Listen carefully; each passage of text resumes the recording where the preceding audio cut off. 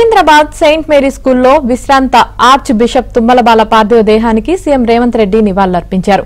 ఆయన సేవలను గుర్తు చేసుకున్నారు. సమాజ నిర్మాణంలో తుమ్మలబాల ఎనలేని సేవలు అందించారని చెప్పారు. ప్రజలకు శాంతి, మత సామరస్యం, విద్యను అందించారని తెలిపారు. వ్యక్తిగతంగా ఆయనతో తనకు ప్రత్యేక అనుబంధం ఉందన్నారు.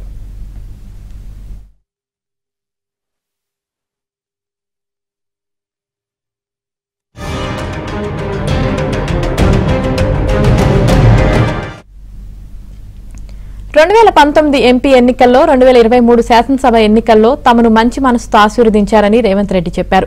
వారి ఆశీర్వాదంతో రాష్ట్రంలో ప్రజాప్రభుత్వం ఏర్పడిందన్నారు. ఆయన మరణం వారి అభిమానులకు తీరని దుఃఖాన్ని మిగిల్చిందన్నారు. వారి సేవలను కొనియాడుతూ వారి సందేశ స్ఫూర్తితో ముందుకు సాగాలని రేవంత్ రెడ్డి అన్నారు.